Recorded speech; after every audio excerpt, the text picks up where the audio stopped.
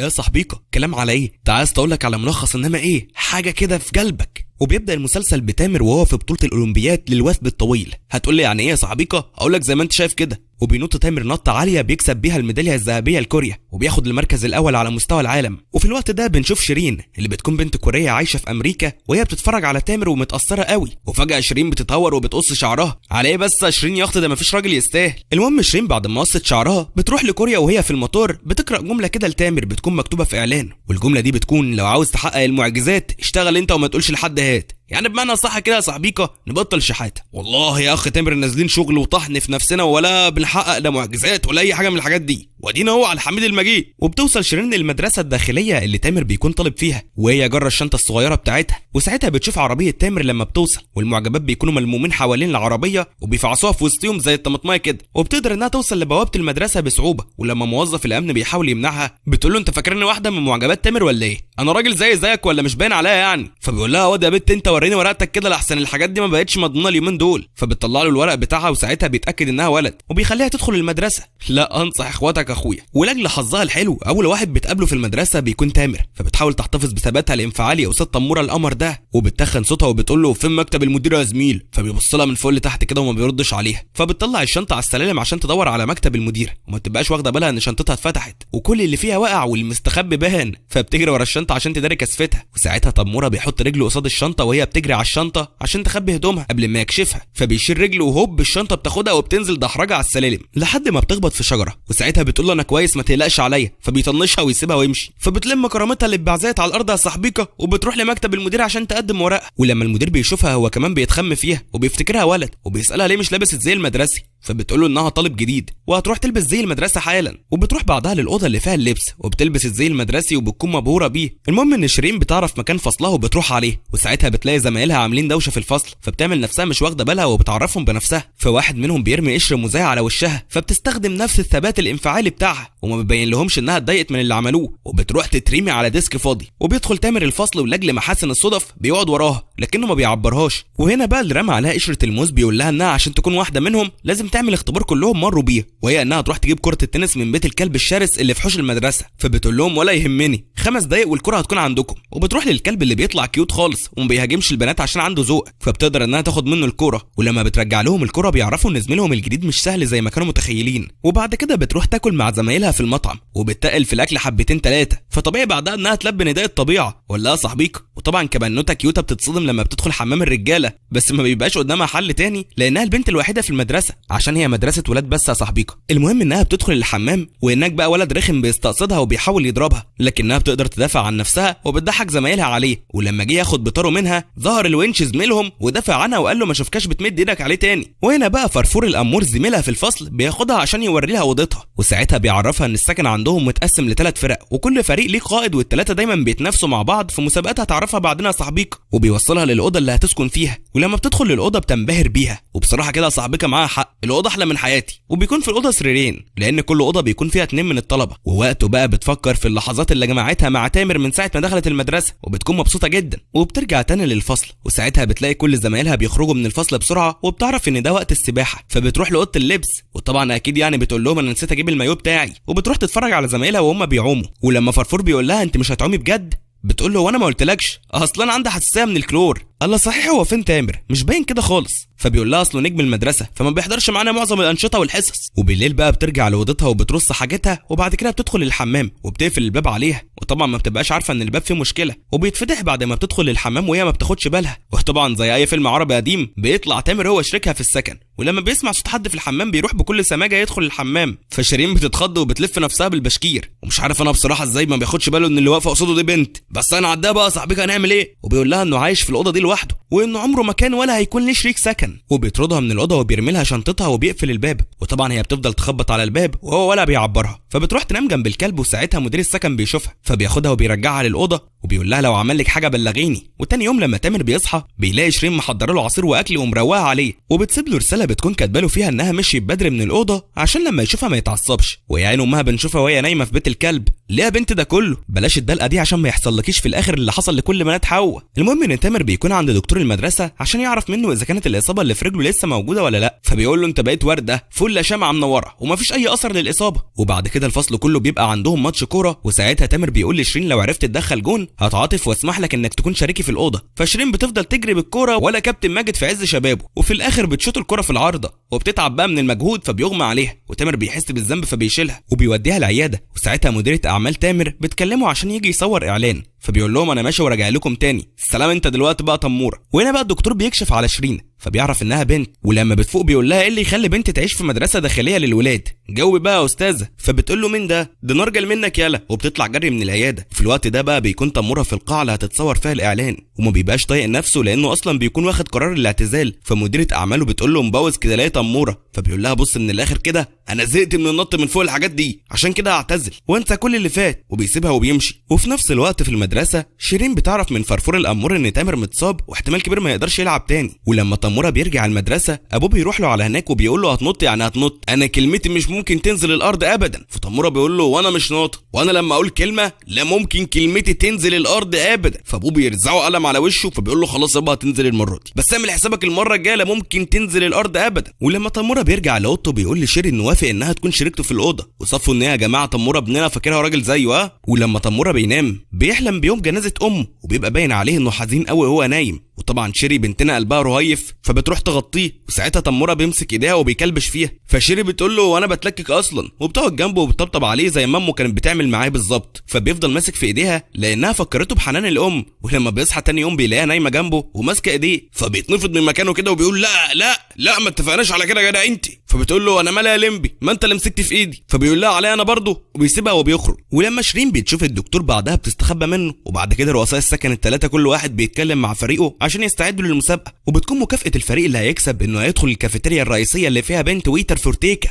اما الفريق اللي هيخسر فيروح لكشك الكانتين اللي فيه الست الكبيره القويه المفتريه دي. وهنا بقى بنشوف ساسو البنت اللي بتكراش على تموره وهي بتلعب جمباز، والحقيقه ساسو بتكون زي الفراشه، ولانها بتحب تيمو قوي بتحط نفسها جوه صندوق هدايا وبتبعت الصندوق لاوضه تيمو. ووقتها شيري بتشوف صندوق الهدايا الكبير وبتعرف ان ساسو هي اللي جوه الصندوق، وساسو بتقول لها على انها راجل طبعا، وبتقول لها انت مين؟ فشيري بتعرفها انها شريك تيمو في الاوضه. وهنا بيدخل تيمو وبيقول لساسو هو انت لسه طاقه في دماغك برضه؟ يلا امشي من هنا وبطل العبط ده. وبعد كده فريق شيري وتيمو بيبداوا تدريبات الجري، وشيري بتكون سريعه جدا، فواحد تنح من فريقها كده بيغير منها وبيزقها وبيوقعها ورجلها بتتلوي، وطبعا بيكون لازم تروح للعياده. فبتتسحب جوه العياده وساعتها بتعرف ان الدكتور مش موجود، فبتطمن وبتروح تدور على علاج لرجلها. وفجأة بتسمع صوت الدكتور وتمورة وهم بيقربوا من الأوضة، فبتستخبى ورا الستارة. وساعتها بتسمع الدكتور وهو بيقول لتمورة إن ركبته كويسة جدا ومفيش أثر للإصابة، وإن اللي عنده هي متلازمة الانهيار، ودي بقى صاحبيكا بتيجي للي بيرهق نفسه في التمرين وما بيبقاش ليها علاج. فتمورة بيقول للدكتور اتعشت كده يا دكتور أنا خارج، وبيسيبه وبيمشي. وطبعا الدكتور بيبقى شايف الكوتش بتاع شيري من ورا الستارة، فبيقول لها هتطلعي بالذوق ولا اطلعك بطريقتي؟ فبتطلع من ورا الستارة وبتقول له سيبك مني دلوقتي، وقول لي ايه حكاية المتلازمة اللي عند تمورة دي؟ فبيتجاهل كلامها وبيقول لها انت مش عارفة عقوبة ان بنت تعيش جوه مدرسه داخليه للصبيان ايه؟ فبتقول له طمني بس على تامر، هو كده مش هيعرف ينط تاني ولا ايه؟ فبيقول لها يا اخت بطلي قلق على تامر وقلقي على نفسك، وبيمسك سماعه التليفون وبيقول لها ده انا هبلغ عنك فورا وهعمل لك محضر ابن وحشه دلوقتي. فبتقول له اهدى بس يا دكتوره كده، انا جيت المدرسه دي عشان تامر لما شفته بينط في سباقات الوثب الطويل وبياخد مراكز رجع لي ثقتي في نفسي، وانا كمان اشتركت في مسابقات جري وكسبت مراكز كتير،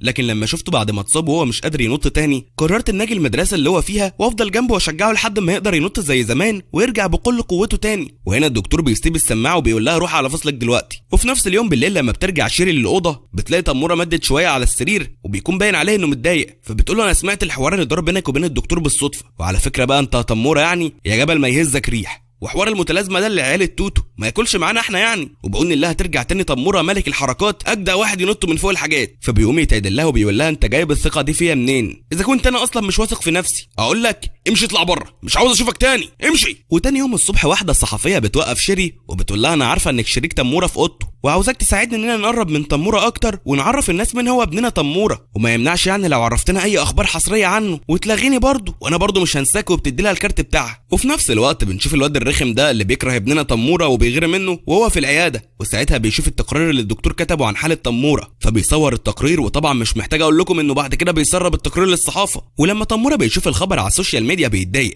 وبيفتكر اليوم اللي لقى فيه كارت الصحفيه في غسيل شيري، فبيشك ان هي اللي بعتها، ولما بيواجهها بتقول له والله ما انا يا سيدوني، لكنه ما بيصدقهاش وبيسيبها وبيخرج. وتاني يوم بيكون يوم منافسه الفرق الثلاثه، وطبعا تموره بيرفض انه يشارك في الوثب الطويل، فقائد الفريق بيقول لهم ان تموره لازم يوافق انه ينط علشان يكسبه. وساعتها شيري بتقول له انه فدا تموره انا ممكن اجري في الماراثون عادي عشان تموره ما يتعاقبش لانه انسحب من السباق. وطبعا المدرب ما بيصدق وبيوافق، وبيبتدي الماراثون والفرقتين التانيين بيغشوا وبيوقعوا شيري، لكنها بتفضل تجري والمدرب ما بيندمش على قراره، وبتوصل بنتنا لخط النهايه وبتكسب الماراثون، لكنها بتقع من طولها من التعب. وبدل ما ترتاح بتروح لتامر وبتقول له وهي مش قادره تاخد نفسها انا كسبت الماراثون عشانك وما استسلمتش، اوعى انت كمان تستسلم، ولازم تصدقني مش انا اللي بعت تقريرك للصحفي وما تجيش منها تموره يعني. وبالليل بيحتفلوا بانتصارهم، حقكم يا رجاله بصراحه. وابننا تموره ما بيبقاش واخد على الشرب لانه لما بيشرب ما بيحسش بنفسه وبيقرب من اول حد يقابله، ولاجل حظ شيري بتكون هي اول واحده يشوفها بعد ما شرب فبيقرب منها، وساعتها الواد الرخم الغتت بيصورهم، فبنتنا بتتخض كده وبتبعده عنها فبيغمى عليه، ولان بنتنا اصيله بتحطه على عربيه بعجله واحده وبتوديه لاوضتهم. وتاني يوم بيصحى وهو ناسي كل حاجه، ولما بيكلم شيري بتقفل معاه في الكلام وبتسيبه وبتمشي. وطبعا يا صاحبيكا صورتهم بتنتشر بين كل زمايلهم، والواد الغتت الرخم دي بيفضل يتريق على تامر، فتامر بيضربه، وقبل ما الرخم يضربه شيري بتتدخل وبتبعدهم عن بعض، وبتقول لزمايلهم ان عادي في امريكا الرجاله يسلموا على بعض زي ما تيمو سلم عليا امبارح. وبعد كده الفرفور بيقول لشيري ايه رايك نخرج مع بنات ونخربها، فبيقول له بيس يا مان يلا بينا. وهما الاتنين بيقابلوا بنتين في مطعم، وفي نفس الوقت بيكون تامر راح يودي الكلب اللي بيربيه في المدرسه للعياده لانه تعبان حبتين، وساعتها الكلب بيجري منه فبيجري وراه وبيفضل يدور عليه لكنه ما بيلاقيهوش. وفي نفس الوقت ده بيكون الفرفور وشيري بيركبوا البنات عشان يمشوا، وساعتها الفرفور بيقول لها انا رايح البي نداء الطبيعه وهرجع لك على طول. وهنا شيري بتشوف الكلب وهو بيجري فبتروح تجري وراه،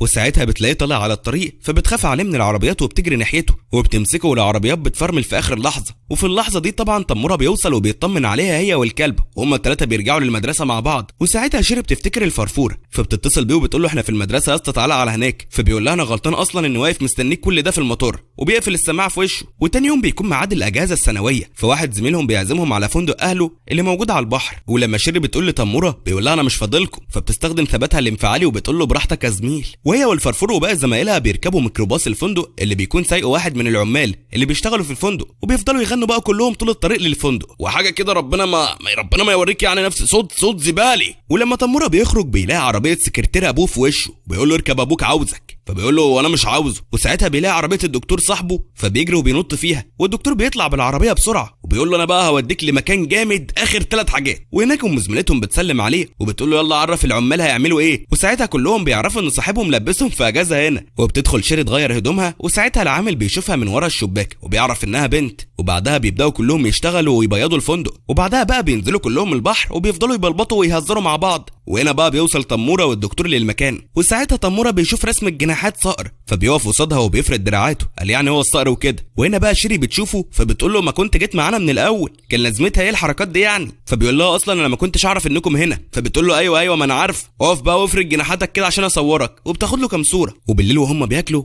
بيعرفوا ان الدكتور يبقى اخو صاحبه الفندق، وعشان كده جاب تموره وجه يقضي الاجازه عندها. وساعتها بقى بيتفاجئوا بساسو قدامهم وبتقول لهم انها عرفت من مصادرها الخاصه انهم بيقضوا اجازتهم هنا، فجيت تأنسهم شويه. وبعد شويه شيري بتتمشى لوحدها على البحر وبتلاقي ست بتبيع اساور بتنور، فبتشتري منها 2، واحد ليها وواحد لتيمو، ولسه هتروح تديها له فبتلاقي ساسو قاعده معاه، فبتقول لنفسها والله ما يستاهلهم، انا بقى مش هديله حاجه. ولما بتتاكد من الرخم ان كلهم خدوا شاور بتروح هي تدخل للحمام، وساعتها بنشوف ان السواق بيبص عليها من ورا ازاز الباب وبيحاول يفتح الباب، لكن ساسو بتوصل وبتقول له في حد جوه، فبيقول لها لا. وساعتها ساسو بتدخل للحمام، وهنا بقى بنشوف ان شيري مستخبيه، ولما ساسو بتلاقي الرباط اللي شيري بتربطه على جسمها عشان ما حدش يعرف انها بنت ما بتبقاش عارفه ده رباط ايه، فبتكبر دماغها وبتستعد عشان تاخد الشاور بتاعها. وفي نفس اليوم بالليل شيري بتكون نايمه في الاوضه المشتركه بينها هي وتموره، وتاني يوم تموره بيشوف الاسوره وبيفطروا كلهم مع بعض، ولما تامر بيزهق منهم بيسيبهم وبيقوم فشبشبه بيتقطع. وفي نفس الوقت السواق بيقول لشيرين ان صاحبه الفندق طلبت منه يروح يشتري حاجات من السوبر ماركت وبيطلب منها تروح معاه،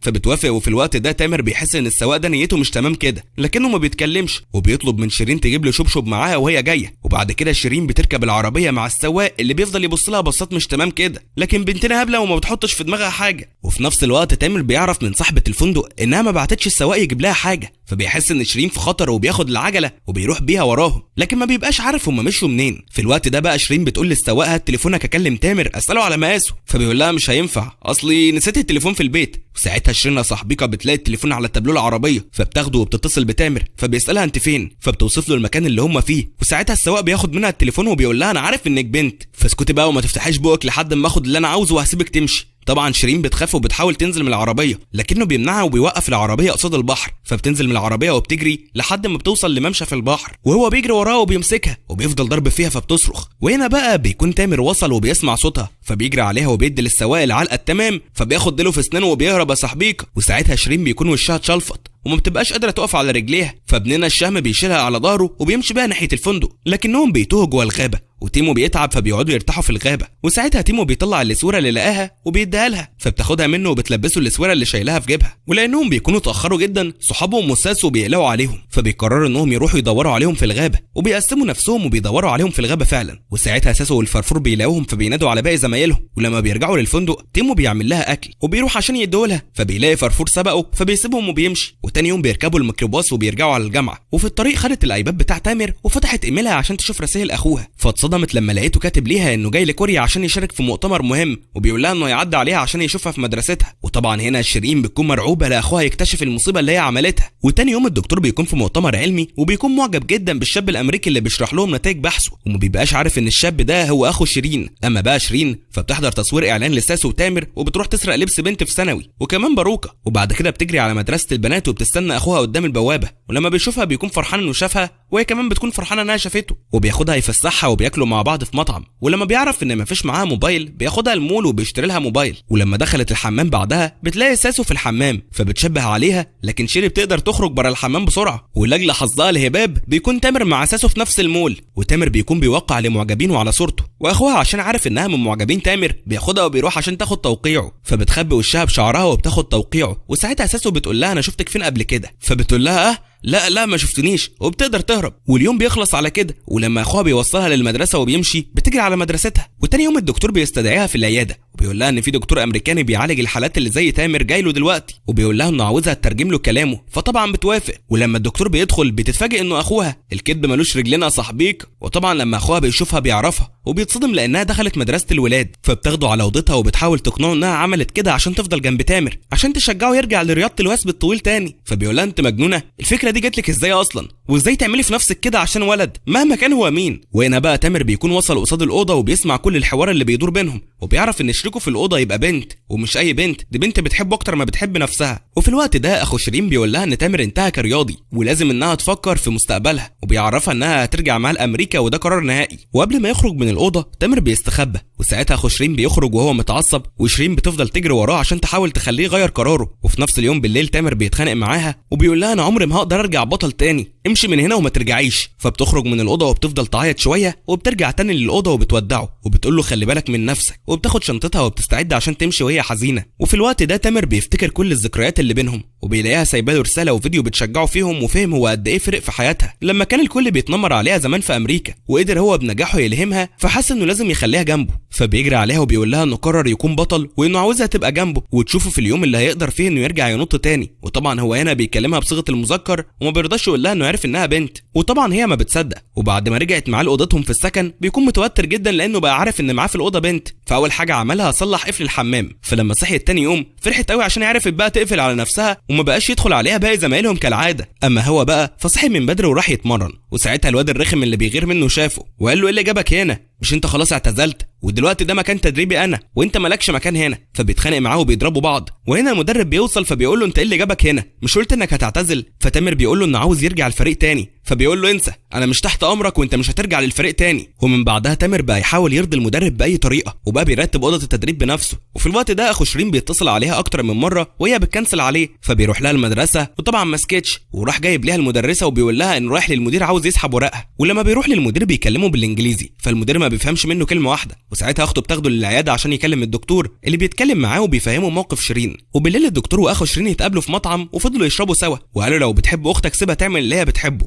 فبيقول له شويه كلام كده، فالراجل بيطلع جنتل وبيقتنع بكلامه. وتاني يوم شيرين بتسال تامر عن الدبله اللي حاططها في سلسله ولابسها، فبيعرفها انها دبله امه اللي ادتها له قبل ما تموت. وفي اللحظه دي اخوها بيوصل فبتاخده وبتقف بعيد، وساعتها بيعرفها انه موافق انها تفضل جنب تامر لحد بس ما يرجع تاني للبطوله ويكسب المباراه النهائيه، وبعد كده هيسحب ورقها من المدرسه وهترجع معاه لامريكا. فبتوافق، وبالليل بتراجع ايميلاتها وبتعرف ان مدرب الوثب الطويل اللي بعتت له ايميل بتطلب منه فيه انه يدرب تامر. قرأ رسالتها لكنه ما ردش عليها، وبعدها الفرفور بيجي لها يستلف منها معجون سنان، وساعتها بيجي لها رساله بتعرف منها ان تامر مستنيها عند حمام السباحه، فبتروح على هناك. وفي نفس الوقت تامر بيكون في طريقه للاوضه، وساعتها بيقابل فرفور اللي بيقول له يا ابني انت مش بعت رساله لشريكك في السكن عشان يقابلك في حمام السباحه؟ فبيقول له لا. وطبعا هنا تامر بيقلق على شيرين وبيروح جري على حمام السباحه، وفرفور بيروح معاه. وفي الوقت ده واحد ما نعرفوش بيزق شيرين في حمام السباحه، فبتغطس ما بتقبش لانها ما بتعرفش تعوم صاحبيك، فبينط هو وفرفور في الميه. وساعتها سلسله تامر بتقع في حمام السباحه، وهما الاثنين بيلاقوها وبيطلعوها من حمام السباحه. وفرفور بيجي يعمل لها تنفس صناعي، فتامر بيقول له عنك انت يا صاحب. ساعتها بتفوق، ولما بيسالوها مين اللي زقك في الميه بتقول لهم مفيش حد، تقريبا كده انا اتزحلقت. ولما بتعرف ان سلسله تامر وقعت في البسين بتتضايق، وتاني يوم بتروح تدور عليها في البسين لكنها ما بتلاقيهاش، فبينط تامر في الميه تاني وبيطلعها وبيقول لها انت عبيط يا ابني، انت عاوز تغرق؟ انا خلاص مش عاوز السلسله، فكك بقى. وفي نفس اليوم بالليل بيروح للمدرب وبيقول له انا عاوز ارجع للفريق تاني. فالمدير بيقول له اشمعنى دلوقتي عاوز ترجع؟ فبيقول له عندي اسبابي، ارجوك رجعني الفريق. فبيقول له هرجعك بس بشرط تكسب بطوله المدارس بعد بكره. فبيقول له اتفقنا. ومن بعدها بيفضل تامر يتدرب، لكنه في كل مره بينط فيها بيفشل. ولما شيرين بتشوفه وهو بيتمرن بتحزن جدا، ولما بتعرف ان مفيش امل بتتصل باخوها وبتقول له انها هتسافر زي ما وعدته، وبتحضر لتامر الشنطه اللي هياخدها معاه يوم البطوله. وتاني يوم بيروح تامر للقاعه، ولما بيفتح شنطته بيلاقي شيرين سايبه له رباط الكوتشي اللي كسبت بيه بطوله الجري في امريكا، وبتقول له انها مش هتقدر تيجي تشجعه لانها هترجع امريكا. وفي نفس الوقت اخوها بيوصل للجامعه وبياخدها معاه بعربيته عشان يروحوا للمطار. في الوقت نفسه تامر بيستعد عشان ينط، وبيكون رابط الكوتشي بتاعه برباط الكوتشي اللي شيرين سابته له، وبينط اول نطه وهوب بيفشل فيها. وفي الوقت ده اخو شيرين بيخلي السواق يقف قصاد قاعه المسابقه وبيقول لها ما تتخليش عن صديقك وقفي جنبه، لا رجوله رجوله يعني. وطبعا شيرين ما بتصدق وبتدخل للقاعه، واول ما تامر بيشوفها وهي بتشجعه الاسد اللي جواه بيحضر وبيقدر ينط وبيفوز بالبطوله. وبعدها طبعا شيرين بتقول له انا عمري ما شكيت انك هتقدر تنط تاني. وهنا اخوها بيبعت لها رساله وبيقول لها خليكي في المدرسه لحد ما صاحبك يوصل للاولمبياد. لا راجل يعني. وفي نفس اليوم بالليل مدير المدرسه بيعمل اجتماع مع الثلاثه رؤساء سكن الطلاب، وبيقول لهم ان بكره ميعاد المنافسه السنويه بين الثلاث فرق، وبيطلب منهم يجهزوا للمنافسه كويس. وفي المنافسه دي الشباب بيتنافسوا عشان يطلعوا ملك جمال الجامعه. وساعتها رئيس السكن بتاع شيرين وتامر بيشوف ان اكتر حد مناسب انه يترشح للمسابقه من فريقهم هي شيرين، لان فيها شبه كتير من البنات. فبيعرض عليها انها تكون بنت لمده يوم واحد بس، فبترفض، لكن بعدها بتقول له انها موافقه بس بشرط انه يتوسط لتامر عند المدرب عشان يرجعه للفريق، وده لان المدرب ما عجبوش اداؤه في المنافسه الاخيره، فبيوافق انه يتوسط له. وفي يوم المسابقه الشباب اللهم احفظنا بيلبسوا لبس البنات كده وبيفضلوا يغنوا ويرقصوا وحاجه اخر يعني الوان. وفعلا المدرب بيوافق ان تموره يرجع للفريق وان رئيس السكن هو اللي توسط له. فتاني يوم قبل ما شيرين تطلع على المسرح بيشكره، فبيقول له اشكر شيرين هي اللي طلبت مني توسط لك. وبتيجي اللحظه الحاسمه وبتستعد شيرين عشان تطلع على المسرح، وفي اوضه اللبس واحد ما عندوش دم بيشد الهدوم بتاعتها وبيجري، ولما ما بتلاقيش لبسها بتتوتر وبتقفل الباب على نفسها. ولما زمايلها بينادوا عليها ما بتردش عليهم وبيلاقوا الباب مقفول، وبيسمع تامر اللي بيحصل فبيعرف ان في حاجه غلط. وساعتها بيشوف الواد الرخم اللي اتخانق مع شيرين اول يوم في المدرسه وهو بيجري بلبسها، فبيديله مقلب حراميه وبيضربه وبيقول له مالكش دعوه بيه خالص. وبياخد اللبس وبيفتح الباب بالمفتاح وبيدخل ايده بس وبيحط لها اللبس في الاوضه، فبتاخد اللبس وبتلبس بسرعه وبتطلع على المسرح، وساعتها كلهم بينبهروا بجمالها. وفي نفس الوقت تموره بيروح يتمرن فبيلاقي شيرين داخله عليه بلبس البنات، فبينبهر بجمالها، وساعتها هي بتتشنكل فبتقع قريب منه. وساعتها بقى ساسو بتكون موجوده في المدرسه وبتشوفهم بالصدفه وهو بيبعدها عنه وبيقول لها سيبيني بقى عشان اكمل تمريني. والصبح المدير بيتناقش مع المدرسين وبيقول لهم ان مواسير الميه في السكن رقم 2 باظت، وعشان كده هيوزعوا الطلبه اللي في السكن على اوض زمايلهم لحد ما يصلحوا المواسير. وطبعا الفرفور ما بيصدق وبيروح يعيش في اوضه تموره وشيرين، ولانه عارف ان تموره ما بيحبش حد ينام جنبه بيقول له انا هنام جنب شيرين. فتموره بيقول له مش هيحصل، وبيجيب حته قماشه وبيربطها له من ناحيتين وبيقول له ده سريرك. واول ما فرفور بيقعد عليها بيتقلب زرع بصل، وطول الوقت تموره عينه بتكون في نص راسه لانه بيكون خايف ان فرفور يكتشف ان شيرين بنت، لدرجه انه لما بيعرف انهم هيخرجوا مع بعض بيخرج معاهم. وتاني يوم فرفور بيلاقي شيرين وهي بتدور على حاجه في البسين، وساعتها بيعرف منها حوار السلسله بس بيفتكر انها بتاعتها هي، فبيقول لها انه هيساعدها وهيدور معاها عليها، وتاني يوم بيلاقيها فبيروح عشان يديها لها، وساعتها بيعرف منها انها سلسله تموره، فبيخلي السلسله في جيبه وما بيرضاش يديها لها. وواحد صاحبهم بيعرف حوار السلسله ده، فبيستنى شيرين بالليل وبيقول لها انه لقى السلسله بتاعتها وسابها لها في المبنى المهجور اللي في المدرسه، وبيكون متفق مع زمايله انهم يعملوا مقلب ويخوفوها. فبتدخل المبنى ولما بتشوفهم من بعيد بتدخل تستخبى جوه اوضه، وساعتها موظف الامن بيقفل عليها الباب بالقفل من بره، اما زمايلها فبيخرجوا جري من المكان. وفي الوقت ده تامر بيقلق عليها لانها ما بتكونش موجوده في اي مكان في المدرسه، فبيروح يدور عليها. وفي الوقت ده هي بتحاول تخرج من الاوضه لكنها ما بتقدرش، فبتروح جنب الشباك وبتنور كشاف الموبايل بتاعها. فابننا تامر بقى صاحبك الشهم بيشوفها وبيطلع لها جري وبيكسر قفل الباب وبينقذها. وتاني يوم بنشوف طرد باباها بعته ليها بمناسبه عيد ميلادها، فبيروح يشتري لها هديه. وبرضه فرفور بيعرف ان النهارده عيد ميلادها، فبيقدم لها السلسله هديه، فبتفرح بها جدا وبتجري على السكن. وهناك هي وتموره بيقدموا الهدايا لبعض، وكل واحد فيهم بيفرح جدا بهديه التاني. وبالليل ساسو بتكلم تامر عشان يحتفل معاها بعيد ميلادها اللي لسه فاضل عليه اسبوع، ولاجل حظه الهباب بتاخده لنفس المحل عشان يشتري لها هديه من هناك. فالموظفه بتقول له ايه ده، انت هتشتري هديه تاني؟ وطبعا لما ساسو بتسمع كلامها بتتجنن وبتشك انه جاب الهديه دي لشيرين. وبالليل فرفور بيفاجئ شيرين بتورتايه وبيحتفل معاها بعيد ميلادها، وتاني يوم بيكونوا كلهم في التمرين. وساعتها رئيس السكن بيقول لهم انهم هيقضوا الويك اند في المخيم وهيتنافسوا هما والفرقتين التانيين في كام منافسه كده. وبعدها بتقدر ساسو انها تدخل اوضتهم وبتفتش فيها لحد ما بتلاقي علبه الكريم، ولما شيرين بتحاول تاخد منها الكريم بترمي لها العلبه على الارض وبتكسرها. وطبعا شيرين بتتضايق جدا، وساعتها ساسو بتخرج من الاوضه. ولما تامر بيوصل ما بترضاش تقول له على اللي ساسو عملته. وتاني يوم بيروح للمخيم، ولما بيلاقيها مش عارفه تعمل لهم الاكل بيقول لها عنك انت وبيعمل هو الاكل. ولما الكل بينبهر بالاكل وكانت هتقول ان هو اللي عمله، سكتها وخلاها تعيش في دور الشيف شربيني. وبعد الاكل رئيس الفريق بيقول لهم انهم هيلعبوا لعبه الفريق اللي هيخسر فيها هيجري من غير ما يلبس قميص حوالين المخيم. وطبعا لما تموره بيعرف كده بيقرر ان فريقه لازم يكسب اللعبه، وفعلا بيكسب فريقه. وبعدها تامر بيلاقي شيرين تعبانه فبياخدها للدكتور اللي بيطلب منهم يسيبوه معاها. وبعد ما بيخرجوا بيقول لها ان رباط الضغط اللي رابطه بيه جسمها عشان ما يبينش انها بنت هو السبب في تعبها لانه بيمنعها من التنفس. وبالليل هي وتموره بيكونوا بايتين مع بعض في نفس الخيمه، وساعتها بتطلب منه انهم يخرجوا يتفرجوا على النجوم اللي في السماء، فبيوافق وبتسبقوا على هناك. وساعتها تامر بيتفاجئ بساسو قدامه وبتكون بتعيط بسبب انها عرفت ان ابوه عاوز يسفره لكندا، وبتطلب منه يروح معاها لابوه عشان يخليه يغير رايه. فبيروح عشان يركب معاها العربيه، وساعتها بيكلم شيرين وبيقول لها انه رايح لسيول عشان يخلص موضوع مهم. وبيروح تامر يقابل ابوه وبيعرف منه ان في حد بعت ايميل لمدرب مشهور في كندا عشان يوافق يدربه. وفعلا المدرب وافق وبعت له عشان يجي كندا. وطبعا هو بيكون مبسوط لانه بيبقى عارف ان شيرين هي اللي عملت كده عشانه. وتاني يوم بيتفاجئوا بواحد غريب شد شيرين جوه عربيته ومشي، فبيفتكروا انه خطفها. وتامر بيفضل يجري ورا العربيه لكن ما بيحصلهوش، لكنه بعدها بيقطع عليهم الطريق ولسه هيضربه. فشيرين بتقول له انه صديقها من امريكا، ولما شاف قد ايه هما متعودين على بعض اتغاظ وبقى غيران عليها. وبنعرف ان الواد ده هو اللي زور لها الورق اللي دخلت بيه مدرسه الولاد. وتاني يوم نفس الولد جالها المدرسه وبيروحوا الكافيتيريا المدرسه مع بعض، وتامر بيبقى هيموت من الغيره عليها. وبعدها الولد بيروح للمدير وبيقول له انه مصور صحفي لجريده التايمز الامريكيه وعاوز يصور الطلبه اللي في المدرسه عشان ينشر الصور في الجريده. فطبعا المدير بيوافق، وبعدها بيفضل يصور في الطلبه وخصوصا تامر. وتاني يوم تامر بيلاقيها بتجهز عشان تقابله،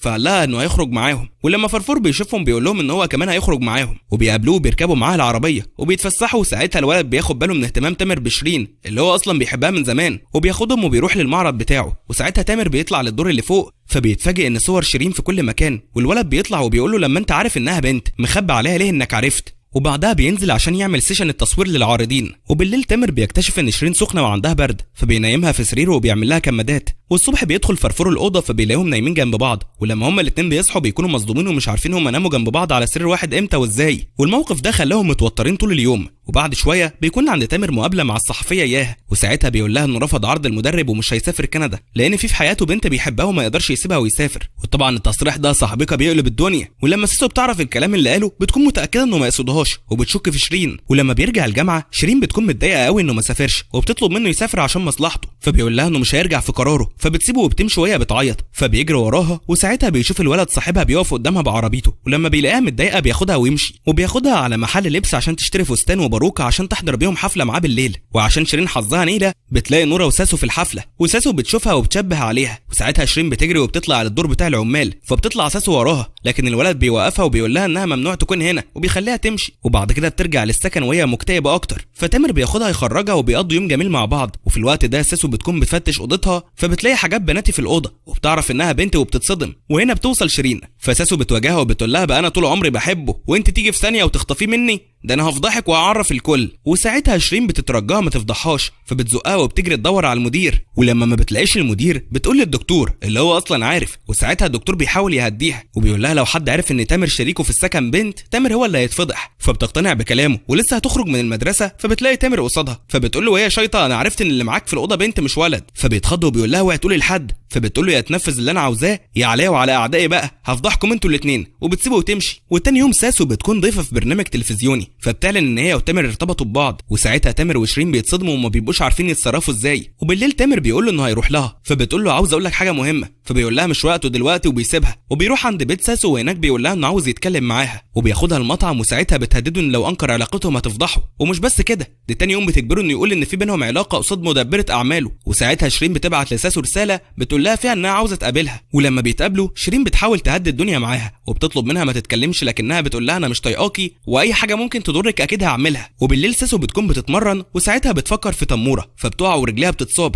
ولما تامر بيعرف بيروح لها المستشفى، وقبل ما يدخل لها مديره اعماله بتخرج من اوضتها وبتقول له تعالى انا عاوزاك. وبتعرفه ان اصابه ساسو خطيره وانها مش هتقدر تلعب جمباز تاني. فبيدخل عشان يقول لها، وساعتها بتكون شيرين عرفت وبتيجي عشان تزورها. ووقتها بتشوفهم وهي بتعيط وتامر بيواسيها بذمه شويه، لان طبعا كلكم عارفين ان الرجاله قلبهم حنين على كل القوارير الا قارورتهم. في كوريا بقى في مصر هي قطعيه واحده. المهم يا صاحبي كان بنتنا بتتصدم وبتقفل الباب وبتخرج بره، وطبعا بتكون متضايقه جدا. وبالليل تامر بيروح مع ساسو لقاعه الجمباز، فبتتمرن شويه وبعدها ما بتقدرش تدوس على رجليها فبتعيط. ولما بيرجعوا المستشفى بتقول له صحيح انا خسرت كل حاجه، بس انا مش هفضل طول عمري اجري ورا واحد ما بيحبنيش. وقبل ما يقول لها انا ما بحبكيش هي اللي بتقول له انا خلاص مش عاوزاك. وبيوصل تيمو للمدرسه وبيلاقيها واقفه مع الواد الفرفور، فبيقول لها سيبك منه بقى. وبياخدها وبيدخل لاوضتهم في السكن، وبيحاول يعرف منها هي وفرفور كانوا بيتكلموا في ايه، بس ما بتعرفوش. ومن بعدها تموره بيتمرن كتير وبيقدر ينط، وساعتها المدرب بيكون فرحان بيه جدا. وعشان شيرين تفصل شويه بتقرر تروح لعمل تطوعي، فتموره وفرفور بيرشقوا معاها وبيروحوا كلهم مع الدكتور واتنين تانيين من الاساتذه لمكان في الريف، وبيقضوا الوقت هناك في خدمه القرويين. وطول الوقت تامر بيكون غيران على شيرين من فرفور، وبيجي اتصال لفرفور من المدرب بيعرفوا فيه انهم اختاروه عشان يكون لاعب كوره، فبيطير من الفرحه وشيرين بتهنيه. وبالليل بيجهز نفسه عشان يروح لمعسكر التدريب، فبياخد تليفون شيرين بالغلط. وفي الوقت ده بيكون تموره مع شيرين في المطبخ، ولما بيسمعوا بينادي عليها بيقول لها ما تطلعيش، انا عاوزك تفضلي جنبي هنا وما تسيبنيش ابدا. فاتخضت من كلامه ده وفضلت تفكر فيه طول الوقت. وبعدها بيرجعوا للمدرسه بعربيه الدكتور، وساعتها الدكتور بيحس ان تامر بيحب شيرين. ولما تامر وشيرين بيطلعوا الاوضه تامر بيقرر يصارح شيرين انه عارف انها بنت وانه بيحبها. وهنا الدكتور بيبعت رساله لشيرين وبيقول لها خدي بالك تامر كشفك، لكن الدكتور بيطلع انه بعت الرساله لتامر بالغلط. وبعدها هما الاثنين بيتقابلوا والدكتور بيقول له لو صرحتها بمشاعرك هتسيبك وتمشي. فبيطلع للاوضه وبيقرر انه ما يتكلمش معاها في اي حاجه، لكنه بيقول لها مش عاوزك تسيبيني لان ما اعرفش الشريك الجديد اللي هيشاركني في الاوضه هنتفق ولا لا. ومن بعدها بيتدرب اكتر وبيحقق نتائج حلوه قوي بعكس الواد الرخم اللي بيكون فاشل جدا في التدريب. فبيتغاظ منه وتاني يوم الصبح بيرمي على تموره فازه لكنها ما بتجيش فيه، فبيروح بالليل يقطع له سلك الفرامل من العجله. ولما شيرين بتشوفه وهو بيعمل كده بيجري وبيهرب. والصبح بتقول لتامر انا اللي هركب العجله بتاعتك النهارده، فبيوافق وبيديها لها. وساعتها العجله بتمشي بسرعه جدا وهي بتكون مرعوبه، فالواد فرفور بيشوفها وبيروح ينقذها وساعتها رجله بتتعور. والدكتور بيقول له مش هينفع تلعب مع المنتخب برجلك دي. وطبعا شيرين بتتضايق لان اللي حصل له ده كان بسببها، فبتروح تهزق الواد الرخم وبتقول له فرفور صاحبك هو اللي اتصاب في رجله بسبب اعمالك دي. فبيبان عليه انه اتضايق جدا لان فرفور يبقى صاحبه وشريكه في السكن. وبعدها اخت الرخم الصغيره بتيجي تدور عليه في المدرسه، ففرفور وشيرين بيهتموا بيها. والرخم لما بيرجع للسكن وشافهم وهما بيهتموا باخته اتكسف من نفسه قوي، لا حاسس قوي يالا. وساعتها اخته بتساله على تموره لانها بتكون من اصغر معجباته، فبيتاوب في الموضوع وبياخدها يروحها. وساعتها بتقول له انها هتستناه يكسب الميداليه الذهب زي ما وعدها عشان يكسب المكافاه وامهم ترتاح من الشغل. وبالليل بيروح يعتذر لتامر عن اللي عمله فيه، فبيقول له انه مسامحه وبيطلب منه يتدرب اكتر عشان ياخد ميداليه البطوله. ولما بيرجع تامر للاوضه شيرين بتقول له انت ليه بتعامل ابوك وحش، فبيقول لها لان هو السبب في موت امي بسبب تاخيره لعلاجها عشان طول الوقت كان مشغول. وبيسيبها وبيخرج من الاوضه. وساعتها تليفون تامر بيرن فبترد على الاتصال، وبعدها بتاخد التليفون وبتجري على تامر وبتقول له الحق باباك تعبان ونقلوه على المستشفى. فبيقول لها مش هروح ازوره. فبتقول له ايه يا تموره ده ابوك ولازم تروح تطمن عليه. فبيروح له هما الاثنين وشيرين بتسيبه عشان يدخل لابوه. وساعتها تامر بيكلم ابوه وحش جدا وبيقول له انه مش فارق معاه وبيسيبه وبيمشي. ومن بعد اليوم ده اداء تامر في التمرين بيكون وحش قوي، فشيرين بتقرر تصلح علاقته بباباه وبتتفق معاه انهم يتعشوا بره مع بعض. ولما بيروحوا للمطعم بيكتشف ان ابوه هناك، فبيقوم عشان يمشي. وساعتها ابوه بيقول له اقعد يا ولد، وبيعرفوا ان امه كانت مريضه بسرطان في الكبد من فتره طويله، وهي اللي طلبت منه ما يقولهوش عشان زعله عليها ما ياثرش على مستواه الرياضي، وبيقول له انه يتحمل معاملته ليه عشان ما يزعلهوش لان امه خبت عليه مرضها. فبيخرج من المطعم وبيفضل يعيط وهو ماشي في الشارع، ولما بيرجع السكن وهو معيط شيرين بتحاول تهديه، وتاني يوم بيصحى فايق ومبسوط وبيحقق نتائج هايله في التمرين، وبعدها بيعترف لها انه بيحبها وبيسيبها وبيخرج، وساعتها هي بتبقى متلخبطه. وفي الوقت ده فرفور بيدخل الأوضة وبيفتح باب الحمام، وساعتها بيشوفها وهي بتلبس وبيشوفوا الرباط اللي ربطها على جسمها، فبيعرف انها بنت وبيزعل قوي لانها خبت عليه، وبتحاول تصالحه وبتتأسف له لكنه ما بيقبلش اسفها وبيسيبها وبيمشي. وبعدها هي بنفسها بتعترف لتمورة انها بنت، فبيقول لها ما انا عارف من فترة وعشان كده حبيتك. ولما بيلاقيها متضايقة بياخدها يخرجها، بس المرة دي بيخرجوا مع بعض على انهم بنت وولد بيحبوا بعض، وشيرين بترجع تكون مبسوطة تاني. والتاني يوم بيكون الخبر انتشر في المدرسة بان في بنت متخفية وسط الولاد، فبيقرروا انهم يستخبوا في أوضة اللبس عشان يعرفوا مين هي. وساعتها بتكون الصحفية في المدرسة وبتسمع كلامهم، وفرفور كمان بيسمع خطتهم. وفي وقت التمرين الصحفية بتلاحظ اهتمام تامر بشيرين، فطبعا بتشك فيهم. وفي نفس الوقت لما الرخم بيقول لفرفور انه شايف زمايلهم رايحين ناحية أوضة تغيير اللبس ومعاهم كرتونة كبيرة، بيعرف انهم هيكشفوا شيرين، فبيجري بسرعة ناحية أوضة اللبس وبيقدر ينقذها. ولما شيرين بترجع للأوضة تامر بيسألها اتأخرت ليه، فبتقول له انها كانت مع فرفور، وساعتها بيبان عليه انه غيران عليها، وبيغير اكتر لما بتقول له انهم بكره هيقضوا اليوم سوا، وبيخرجوا هما الاثنين مع بعض. وطول الوقت شيرين بتفضل تبعت في رسائل لتامر وبتقول له على كل تحركاتهم لكنه ما بيردش عليها. وفي اخر اليوم فرفور بيعترف لها تاني بحبه، وفي نفس الوقت تامر بيبعت لها رسالة وبيقول لها ارجعي المدرسة بقى وحشتني قوي. وساعتها بتقول لفرفور انها مش هتقدر تخدعه لانها بتحب تامر، وبتقول له خلينا اخوات احسن، وبتسيبه وبتمشي. وبتروح لتمورة وبتقول له انا مش هعرف اخبي عليك اكتر من كده، انا بحبك يا تمورة. وبعدها تمورة والرخم بيتمرنوا عشان يستعدوا للبطولة الوطنية، وساعتها تمورة بيلاحظ ان الرخم الكوتشي بتاعه مقطوع، فبيروح يشتري كوتشي وبيديله هدية. وشيرين بتجهز لتمورة شنطته وبتسلم عليه قبل ما يمشي، وبيوصل هو والرخم والمدرب لملعب البطولة. وفي نفس اليوم بتكون شيرين بتتدرب مع الفريق، وساعتها بتتعب وبيغمى عليها، فزمايلها بيفتحوا لها القميص عشان تقدر تتنفس. وساعتها بيكتشفوا انها بنت، فما بيرضوش يبلغوا الإدارة عنها، وهي بتقرر انها تسافر لأمريكا. في الوقت ده بيكون أداء تامر في التمرين عظيم، فالمدرب بيديله أجازة بقية اليوم، وهنا بيتفاجئ ان شيرين واقفة قصاده، فبيخرجوا يتفسحوا مع بعض، وتامر بيحس انها متغيرة. ولما بيقول لها مالك بتقول له مفيش حاجة، وبيقضوا اليوم مع بعض وهي بترجع تاني للمدرسة. وقبل ما تمشي زمايلها كلهم بيودعوها، وفرفور بيسلم عليها وبيقول لها وهتنسيني، فبتسلم عليه وبتشكره على كل اللي عمله عشانها وبتسيبه وبتمشي. يسكت بقى ابدا، ده بيتصل بتامر قبل بداية المسابقة ب10 دقايق وبيعرفوا انها هترجع امريكا. وساعتها تامر بيتصدم وبيسيب كل حاجة وبيروح لأوضة اللبس وبيلم هدومه عشان يمشي. وساعتها بيشوف دفتر المذكرات بتاع شيرين وبيلاقيها كاتبة فيه أداؤه في أيام التدريب ورسمة اليوم اللي هيفوز فيه بالبطولة، فبيقرر انه يكسب عشان يفرحها. وفي الوقت ده بتكون هي في الاتوبيس في طريقها للمطار، وساعتها بتشوف على تليفون اللي قاعدة جنبها تامر وهو بينجح في تحقيق رقم قياسي، فبتفضل تعيط وهو بيكلمها على كاميرات الصحفيين وبيقول لها انا كسبت عشانك ارجعي لي. وبتعدي سنة وساعتها بنشوف شيرين وهي في امريكا، وبيجي لها ايميل من فرفور بيطمنها فيه عليهم كلهم. ولما بتقول له تامر عامل ايه بيقول لها معرفش، واذ فجأة بتلاقي تامر قصادها فما بتبقاش مصدقة نفسها. وساعتها بيقول لها انه قرر انهم يكملوا حياتهم كلها مع بعض. ولحد هنا بيخلص مسلسلنا يا صاحبيقة. لو عجبك بقى ما تنساش تروق عليا بلايك وتشترك في القناة عشان يوصلك كل جديد. اشوفكم الفيديو الجاي، سلام.